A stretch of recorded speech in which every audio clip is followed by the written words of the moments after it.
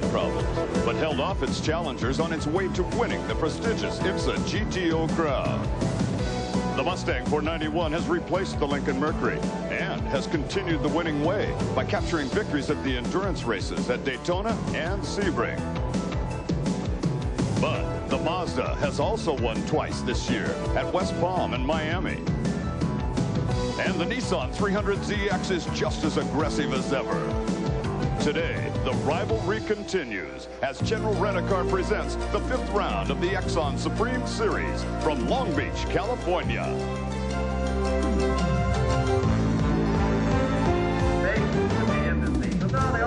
It is a beautiful weather day here in Long Beach, California, and it is the 5th round in the Exxon Supreme Series. Hello, everyone. I'm Bruce Flanders, along with Calvin Fish, who's competed in 2 of these Exxon Supreme races already this season. We'll be doing our best to bring you all the action. And Calvin, along with a great turnout of spectators, there's an enormous field of cars. That's right.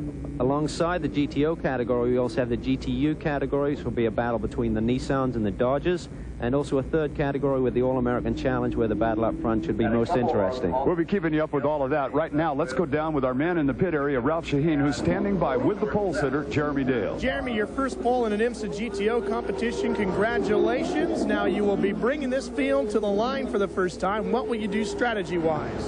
Well, we've got a real long straight that we're starting on, so we'll just try and anticipate the green and hope that our Nissan 300 has got the horsepower to get us to the first corner before everyone else. We have a bit of a tire war here in this series, and street tracks are notoriously tough on tires. What has your team done to prepare for this? Well, the Yokohamas that we're running obviously got the job done in qualifying, no question about that. So the question for us now is how we're going to stack up in the race. And right now we don't know. You know, we haven't had a lot of track time here, so we'll just have to play by ear. Well, Bruce, Jeremy took the pole in fine fashion. He did it by setting a new track record, almost a full half a second faster than the 2nd place qualifier.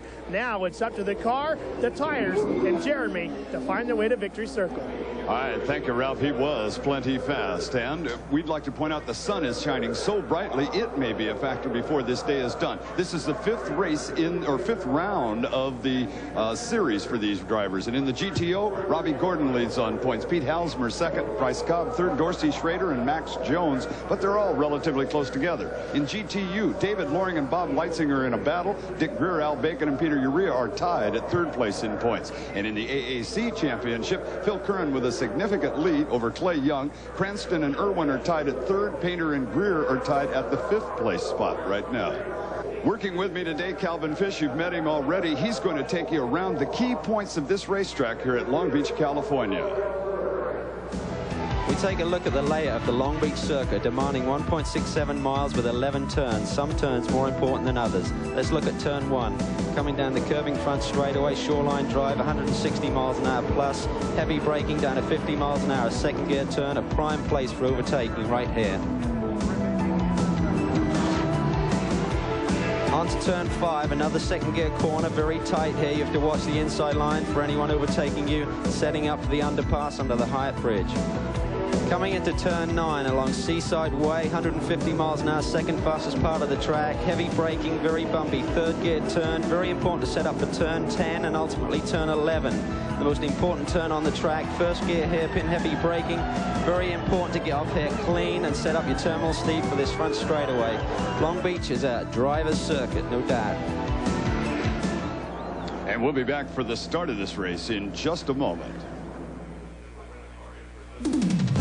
Back to the General Rent-A-Car Exxon Supreme Series from Long Beach, California. The pace car is bringing them around and sorting out the field. An enormous one. 35 total cars will be taking the green here in just a little while in this 1-hour IMSA race. The front row, the quickest qualifier, number 76, Jeremy Dale. You already met him. On his flank, it'll be number 62, Pete Halsmer in the Mazda RX-7. They're the front row, but let's take a look at who all did make the rest of this grid, as you can see looking down from the high camera. Row 2, Steve Millen and Robbie Gordon. Row number 3, Bryce Cobb and Dorsey Schrader, and those are all the points leaders in the IMSA GTO category. 4th row is number 8, Les Lindley, and 08, Dominic Dobson. Anderson. In row number 5, number 12, Randy Ruhlman, and number 42, Bob Patch.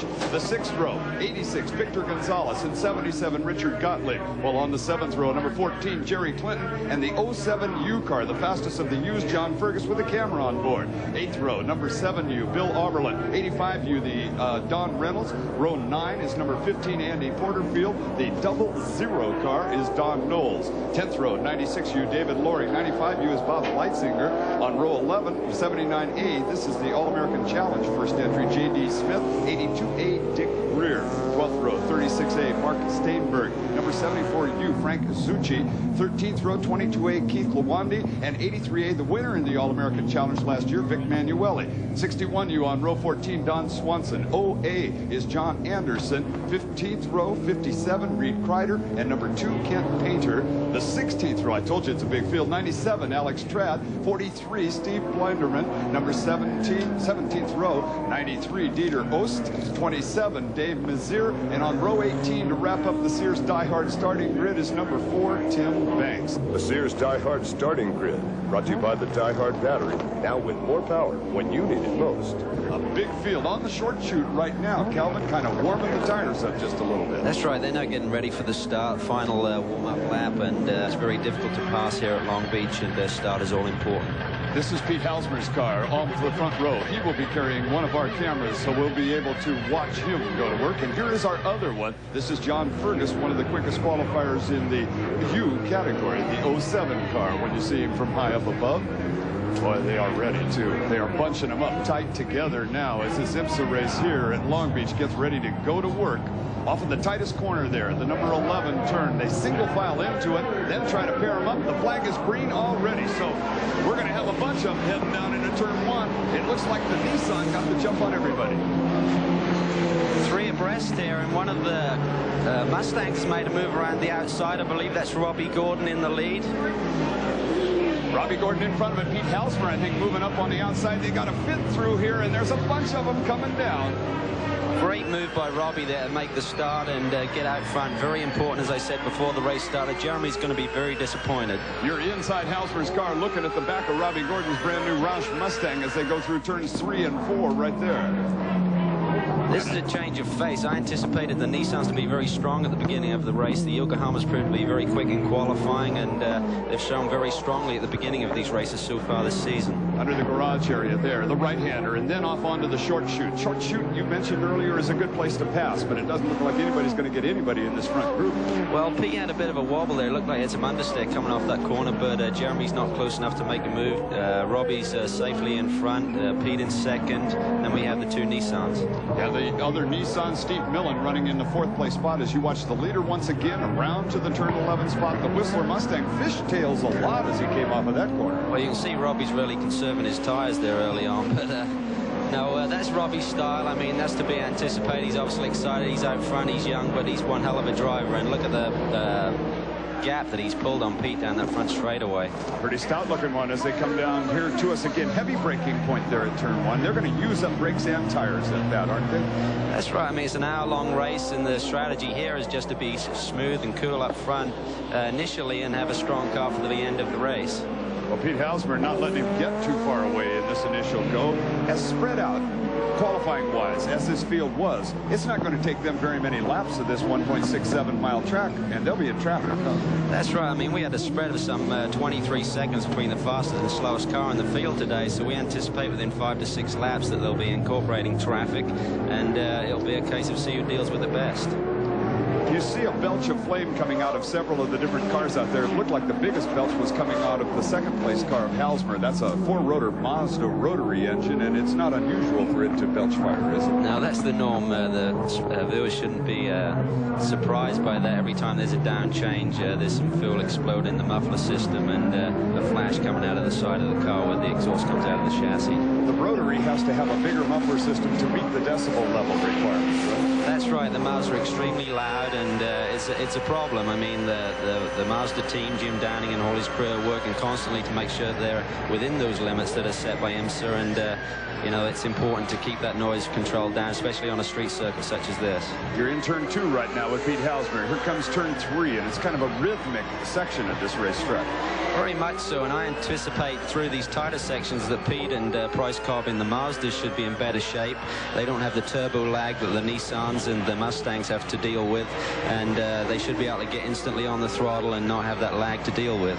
If you're just joining us, we're in Long Beach, California. It is the Exxon Supreme Series, and it is the Mustang in front, the Mazda in second, and then a pair of Nissan 300ZXs running third and fourth. Seems like Robbie and Pete are pulling away fractionally from the 2 Nissans, and I don't know whether Jeremy and Steve are just trying to conserve their tires at this initial stage, or whether they're, you know, just not on the race pace of these 2 guys. It'll be interesting to see how the race develops. And we've got one that is broken right there. It is the number 4. That's Tim Banks, I do believe, the Park Station Hotel sponsored car, which is a Chevrolet Lumina, and he has mechanical problems. You've mentioned several times about conserving tires. How big of a factor do you think tires are going to be, Calvin Fish? Well, I think it's very important. I mean, obviously on a street circuit, it's 11 turns as we have here. The Mazda has been proven. I've driven the car a couple of times this year, and it's very easy on the tires. It's a light car, a nicely balanced car.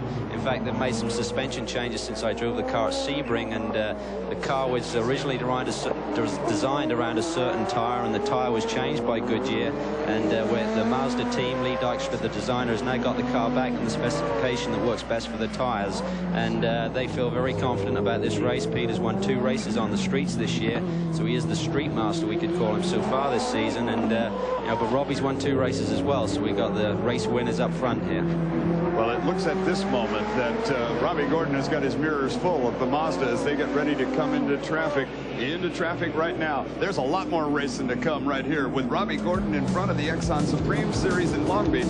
Come on back and join us right after this. Welcome back to Long Beach, California. We're now looking at the GTU battle. There's actually one car. The number 77 car is in between the GTU battle. It is the number 7 John Fergus, or excuse me, the 07 John Fergus and the number 7 Bill Auberlen. And they have been battling hammer and tong, but right now 77 is in the way and kind of holding up traffic. That's Richard Gottlieb out of Los Angeles in the Chevrolet. And even though Gottlieb's got the bigger engine, he apparently can get off the corner better, and the little motor's trying to catch him at the end under braking.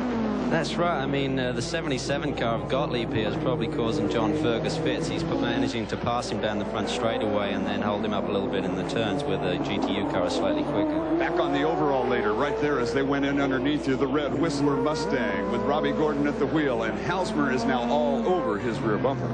Pete's looking for a way by. He's really harrying Robbie here, but Robbie's got a cool head. I mean, he's young and he's been a bit exuberant in the past, but he's really settling down now and done a good job here out front. Looks like Pete may have a slightly quicker car. Robbie's a little bit loose, as in an oversteer condition in the car at this point in time. Are either one of these drivers better than the other in traffic? You've run against them quite a bit, Calvin. Well, Pete is obviously the more experienced driver. Was that tire smoke? Yeah, that was a right front lock up there. Robbie's obviously braking extremely late at the end of that straightaway there, the back straightaway into turn 9, and he's under pressure by Pete. He may be looking in his mirrors, missed the braking point just a fraction, and that will happen. But you know, as I said before, Pete's more experienced, used to dealing with traffic, and he's going to put as much pressure on Robbie as he can. Here you see the turbo car pulling away down the long front straightaway, shoreline drive. The Mazda is quick off the corners, instant throttle response. It takes it a little bit longer to wind up, but the terminal speed is about the same. And right about here, you're using all 4 disc brakes to their maximum capacity. Coming up in traffic again, we're looking at Pete Halsmer now as he follows Robbie, and Robbie's got a slower car to deal with. Moved out of the way nicely for both cars there. The back end of the Mustang is the one that is Robbie Gordon's, and Robbie Gordon, as you sit on the dashboard, effectively, of Pete Halsmer's Mazda, chasing that Mustang right now, wishing that he'd make a mistake. The question that we're curious about, okay, we asked Robbie Gordon whether or not you have mastered the driving of a GTO car. I don't know about mastered. I feel I'm right there, you know, to the point where I'm in control now, not crashing the cars like in the beginning of the year last year. The year experience on the pavement, really, you learn a lot. They just put a lap on Vic Manueli, the winner of the All-American Challenge here last year, and there's a broken Porsche right in front of them as they come to the tightest corner on the track. Not the place to encounter a slow car going slowly around the inside line, but Robbie made the move around the outside and again pulls away from the Mazda down the, seems like the middle part of the straightaways is where the Mustang is exceptionally quick. And then at the end of the straightaway, Pete comes on strong and sees a little bit stronger in the braking zone as well. You see here he now moves back onto the tail of Robbie. Last lap around, a 79.58 mile-an-hour average on a tight street course that at one point they're running up in the 150, 160 mile-an-hour region.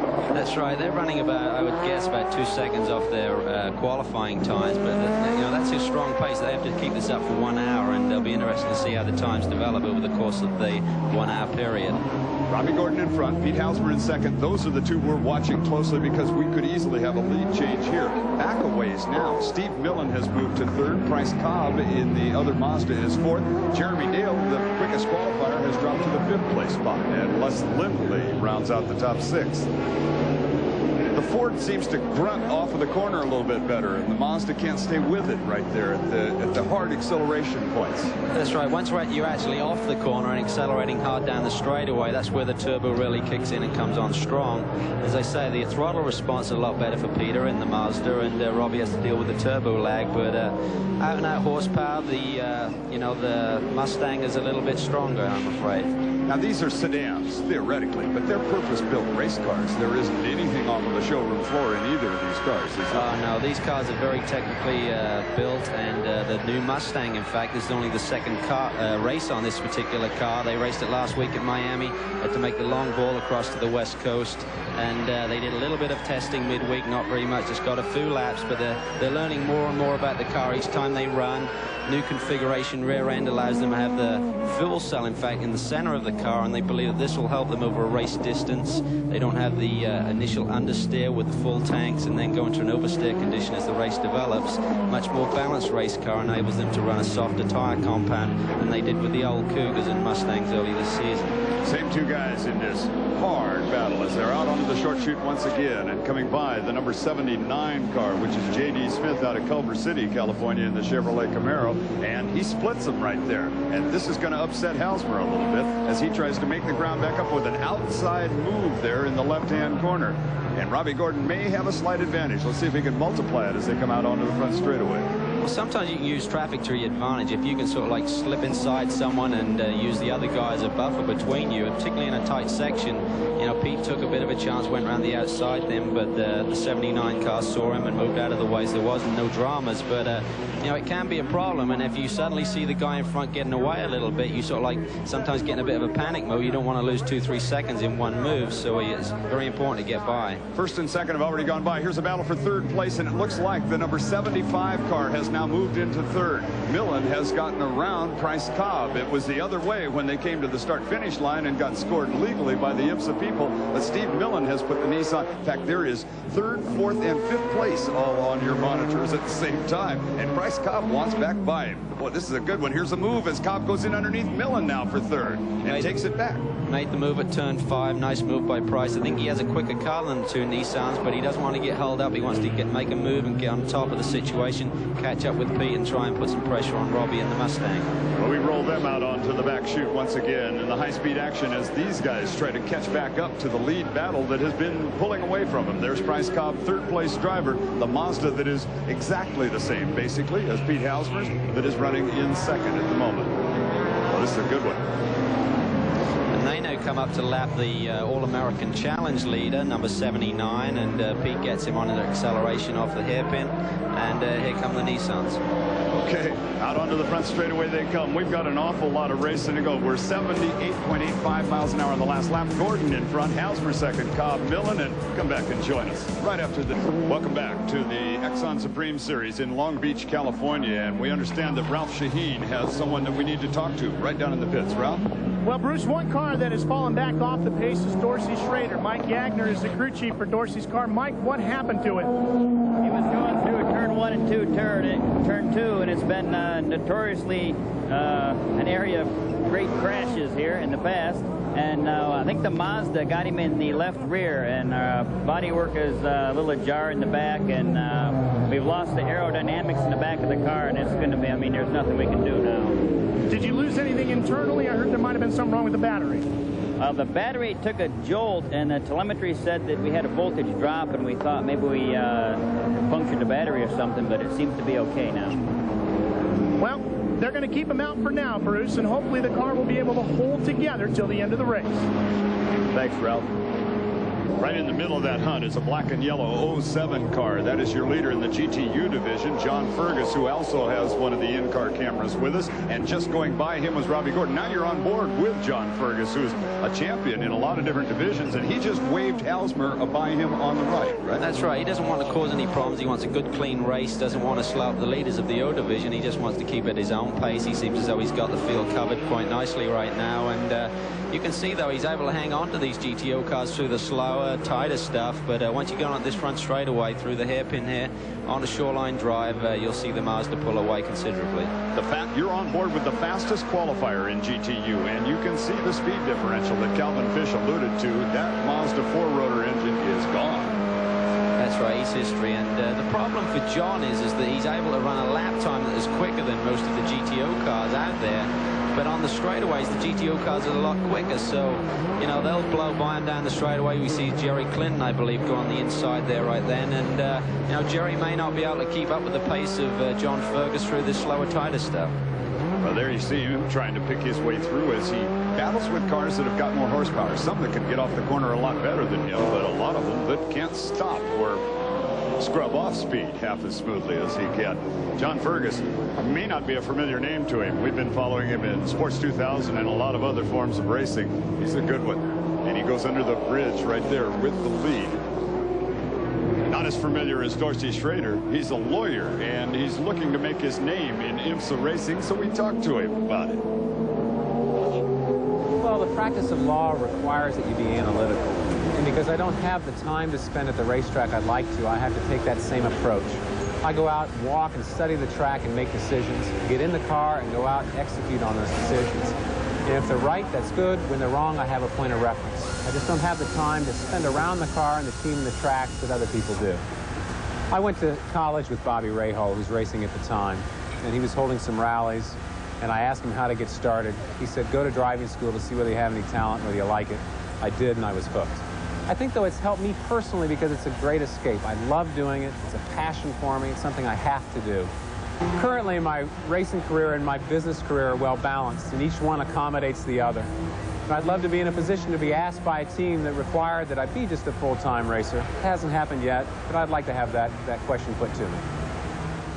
John Fergus, our attorney, who is currently leading the GTU category in the 07 Dodge car. Out in front of the whole thing, though, is Robbie Gordon. Now you're on board with Fergus once again. Our leader in GTU, the attorney, going pretty well. That's right. We then saw one of the Nissans, probably Jeremy, go by him, and John is again closely following Jerry Clinton in one of the GTO cars, a Camaro. Jerry Clinton in one of those Tom Gloy cars that's motoring around pretty well. And those two guys have been having a battle, even though they're separated a lot horsepower-wise. That's right. They're very evenly matched on a lap time basis, but obviously advantages in different spots on the racetrack. The 07 car is your front runner in GTU. There are 3 divisions out here today, and the overall leader is still Robbie Gordon with Pete Halsmer chasing him. You're looking at one of the Nissans, and I got to get the number. There it is, number 75. That is your 4th place car, Steve Millen, the red, white, and blue Nissan. A high shot of it as it goes down what we call a straightaway, but that is a misnomer. It is not a straightaway here, is it? It's a straightaway in as much as that it's flat out, but it does have a curve leading through the middle part of it. But overtaking can be done around the outside with no dramas on the inside. So it's, you know, it's not a straightaway in its shape, but the drivers will treat it as one. The 2 red, white, and blue cars. Here's the second one, Jeremy Dale, who runs 5th place overall on the racetrack. In fact, the 2 Nissans are 4th and 5th with Millen and Dale. Dale, if you're just joining us, was quickest qualifier, but he's worked his way steadily backwards effectively since then. Well, the Yokohama qualifying tie has been very effective this year for the Nissan team, both Jeremy winning his first pole this weekend. I believe Steve's had a couple of poles or maybe more this season. But in the race situation, the tire chassis combination hasn't quite worked for these guys yet. I'm sure they're working at it constantly, and I expect them to score a victory soon. But it looks today as though they're coming up a little bit short, even though they may be, you know, planning a strategy where they run a conservative pace and see what, you know, you can get a yellow flag and bunch the whole field back up, and if they conserve their tires, I mean, they'll be in good shape at that stage. Well, as we're watching Jeremy Dale work his way around here, we've got an awful lot of racing to come at you here from Long Beach. Is this the Exxon Supreme Series will continue from Long Beach after this short break. Welcome back to Long Beach, California. We are focused right now on the GTU race, the race within a race, and it is a good one. The black and yellow 07 car of John Fergus is leading it. The number 7 Mazda RX-7 of Bill Auberlen is all over him. In third, it's David Loring, and then on back with Bob Leitzinger and Don Reynolds. But watch these two cars you're seeing right now as they go into, I think it's turn 10, is it not? 9, and here's 10. And they are not more than a car length apart. As the number 96 Mazda Nissan, David Loring, the third place car, is now right up into it. The first 3 cars would all fit onto a transporter. That's right. They've really closed up here. 3 different makes of car, and David Loring's a really wily veteran here. And I think he's really taken his time and just closed up gradually on these guys, and he'll be in no hurry to get in the lead.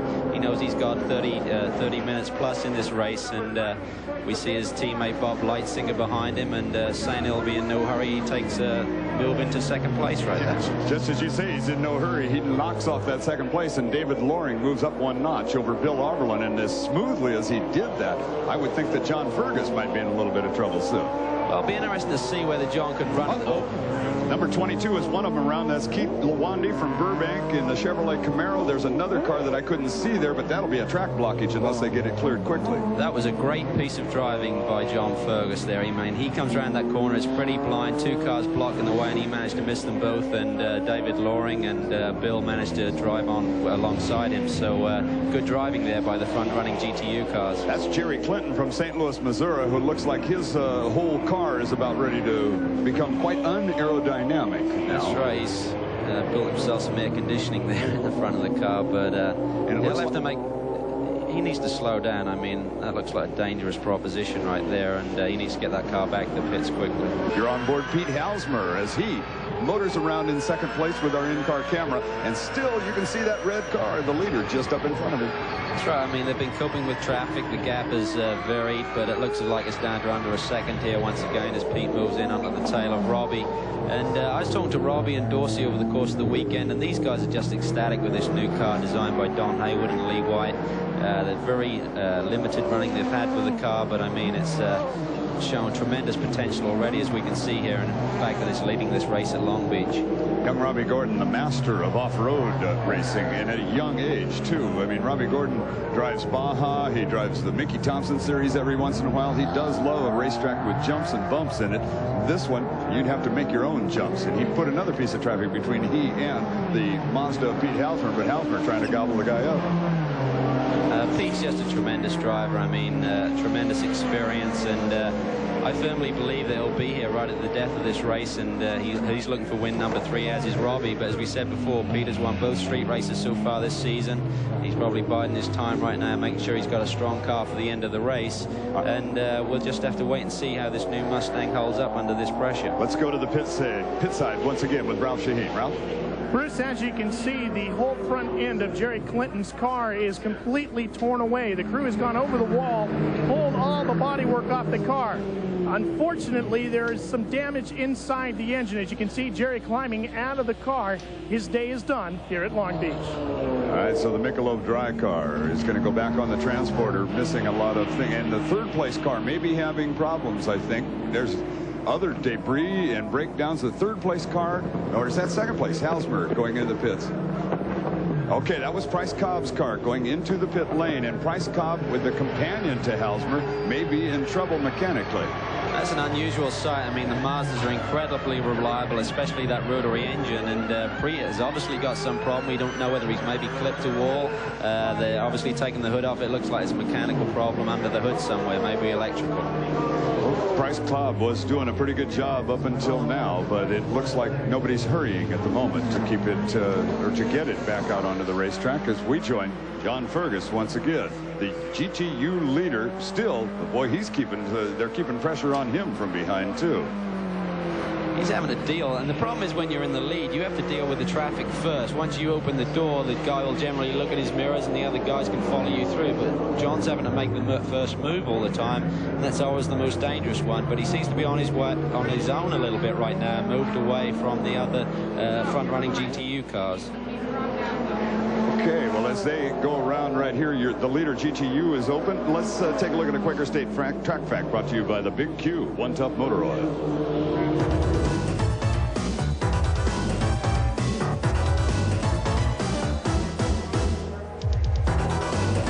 This track fact is brought to you by Quaker State. The Big Q stands for quality. Quaker State is One Tough Motor Oil. Usually we like to tell you about things that are new and innovative in racing. Today we're going to tell you about something that is old. In fact, it's probably the last time you'll see it at IMSA GTO Racing. IMSA has changed the rules about the placement of gearboxes in their cars. It used to be that all the gearboxes were located running through the cockpit. Now you can put it back behind the cockpit. This gives the car more downforce in the rear end, better traction, and better balance. Most of the top teams have made the transition to the new placement. The Nissan 300ZX Turbo team has not, however. They are going to do that when they debut their new car in a couple of weeks. Here at Long Beach, the gearbox still runs through the center of the cockpit. This has not slowed this team down at all. They are still one of the top teams to beat here at Long Beach. I'm Ralph Sheehan with this Quaker State track fact. The Big Q is One Tough Motor Oil. Thanks, Ralph. And we'll be back in a moment with more of the exciting racing from Long Beach. Is out there racing right now, including the All-American Challenge, and this is the leader in AAC, J.D. Smith out of Culver City, California. Not a very long toe to this race. He currently leads. Dick Greer, who is second, Keith Lawande, who is third, Vic Manuelli, last year's winner, who is currently fourth, and John Anderson running in the fifth place spot. And at the moment, J.D. Smith is kind of clear of traffic and getting to run his own pace just a little bit. Yeah, he's done a real smooth job just conserving the car, not getting too close to the walls, and he's led from the wires. So unless he has a problem, I don't anticipate catching him today. Oh, J.D. Smith looking smooth. In fact, there isn't a scratch on the car. Better knock on that.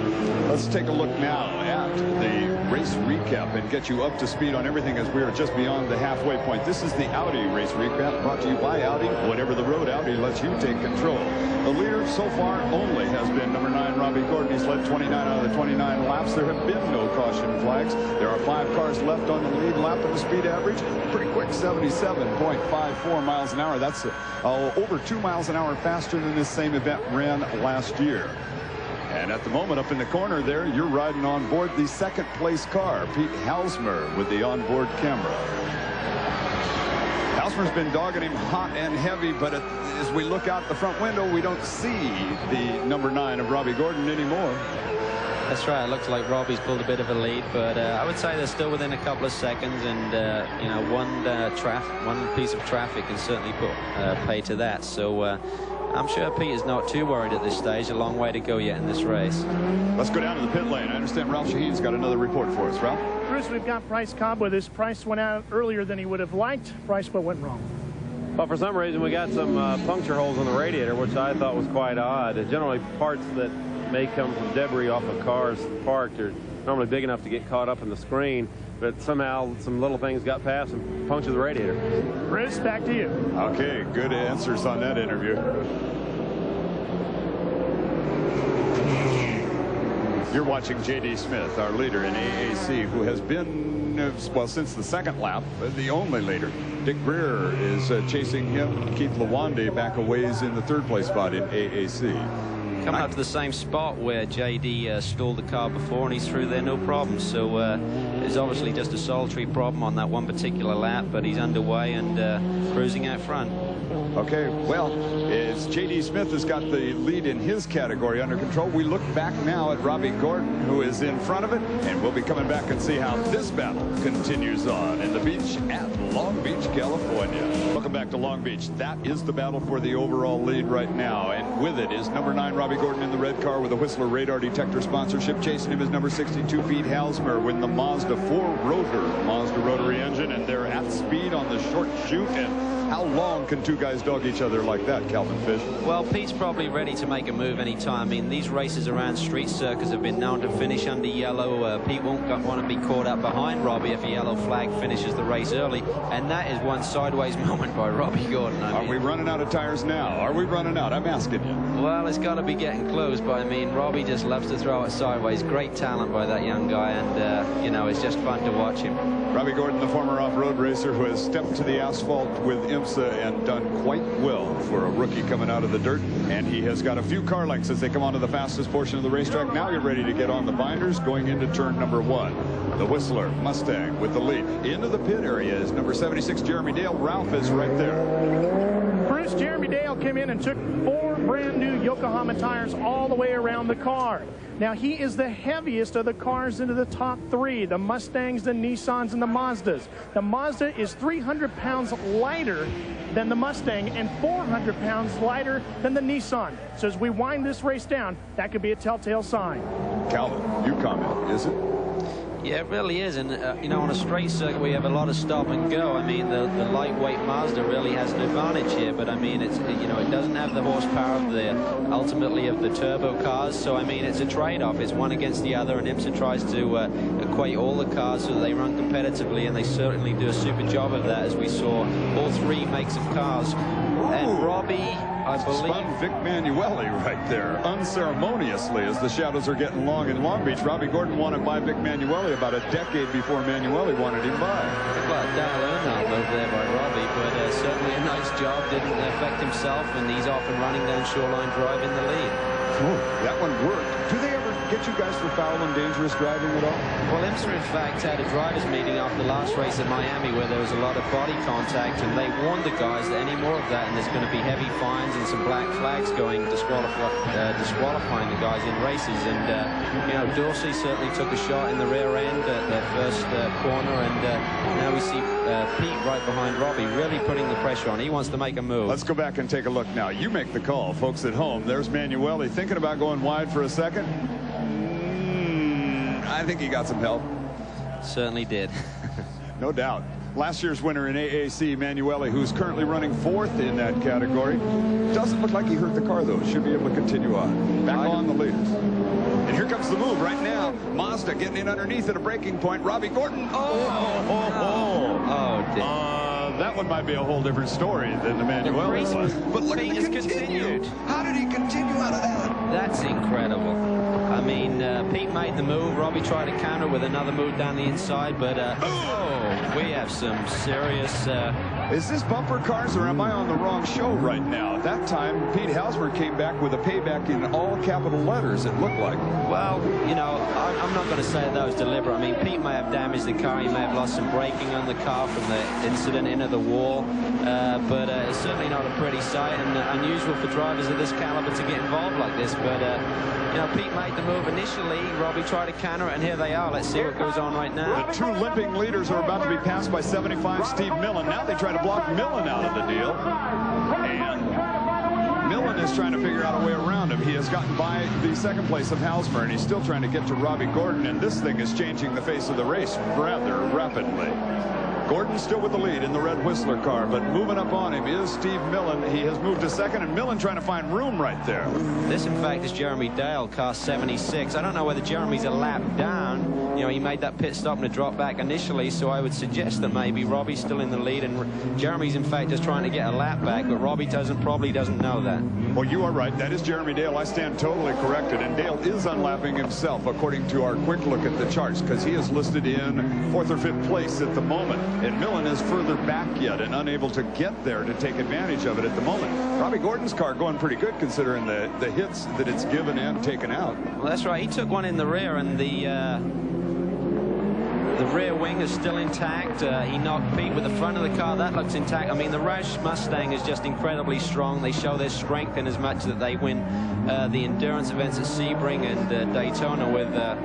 All right, now here comes all of the videotape from the start. There's the Mazda getting by, and Robbie Gordon and he touching corners. The Mazda spinning, taking a piece of the wall, and this is the part that amazes me. They both still make the corner and continue on. That's right. Just a slight judgment mistake by Robbie, trying to make the move back down the inside, and this is... the payback.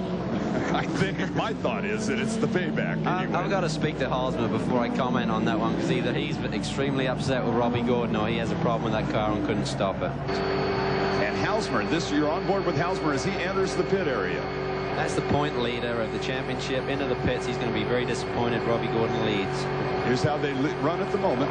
Gordon, Millen, Lindley, Dale, Schrader, and we're coming back for more of this excitement after this. Welcome back to Long Beach, California. You're looking at car number 8, Les Lindley, a Camaro who has inherited the 3rd place spot. Now, Les Lindley is one of those, and I hate the term, veteran campaigners, but a real good one.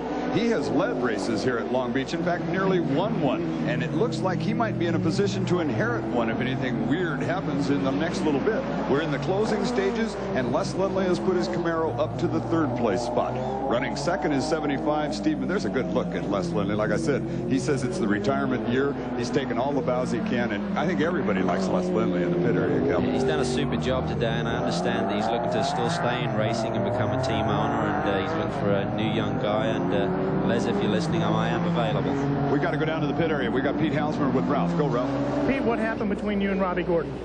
Well, I thought we were having a good race, and I was up on his tail trying to get by him, and he missed a shift, so I pulled out to go by him, and I went by him, but I guess he couldn't stand to get past, because after I was by him, next thing I know, he's hit me in the tail as I'm going down the back straightaway and just spun me bigger than heck, and the wall caught the edge of the wall and just damaged the car too much. Bruce? Okay, that's one side of it. I'm going to be curious what happens on the other side. Halsmer usually has a pretty good idea of what happened from inside of his racing vehicle. And here is the look at the car that tangled with him. The number 9 of Robbie Gordon with the lead. And in fact, is that Mazda chasing him, or excuse me, the Nissan chasing him. Steve Millen, the 2nd place car. Is Millen hunting him down right now? He really is. I mean, Robbie's probably got some handling problems with that car through the contact that's been made, and Steve has run a clean race, no dramas with his car, and he could be ready to pounce right here. It'll be interesting to see if he can make the move. Ooh, is this the room? This isn't the place to make the pass. This isn't a good spot. Watch for the exit.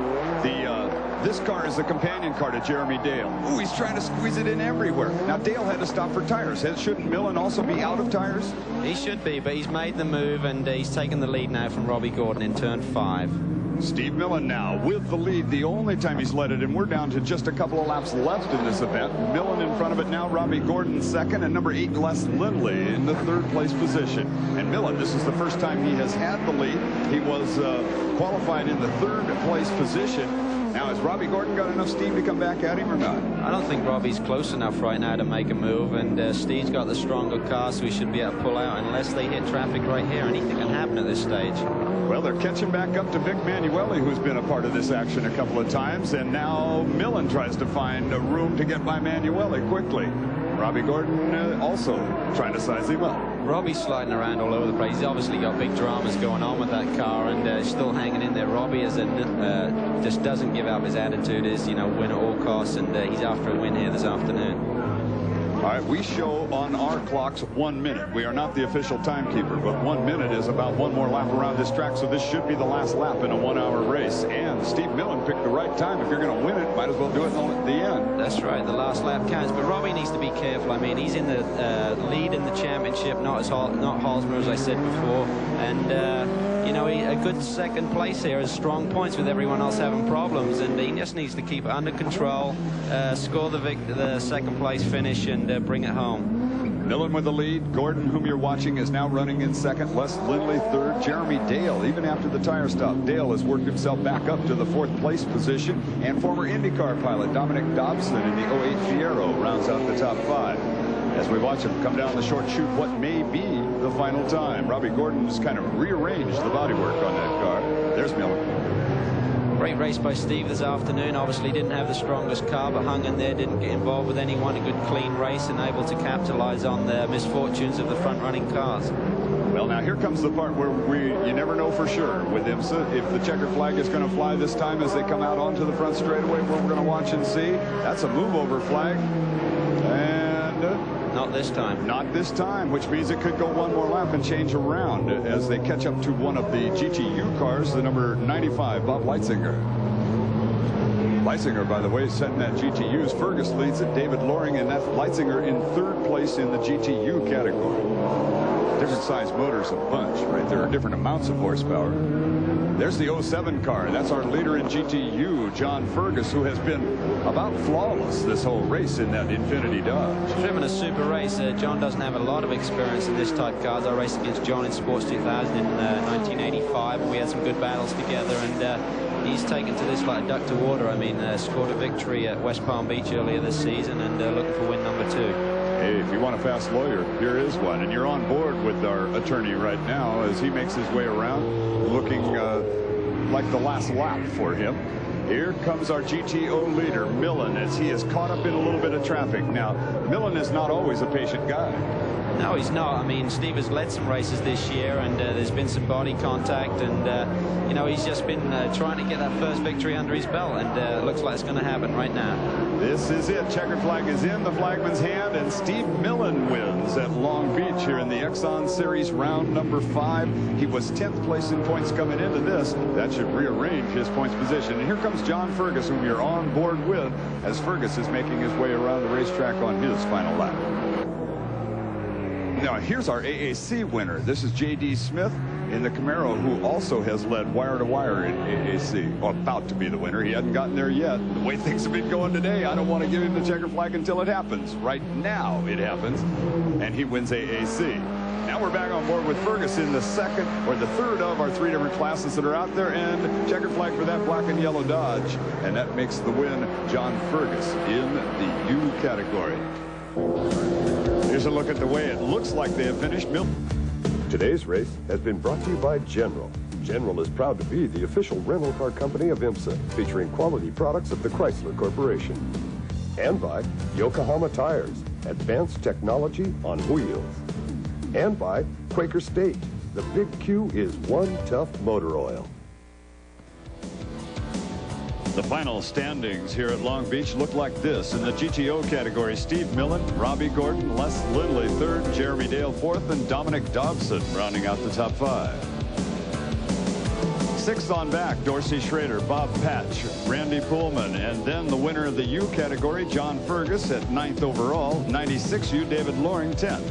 At 11th, the 3rd place U, Bob Leitzinger, then Don Reynolds, J.D. Smith, the winner of the AAC category, 13th overall, Dick Greer, 2nd AAC, 14th overall, and Keith Lawande, 15th. Let's go down now and join him in Victory Circle.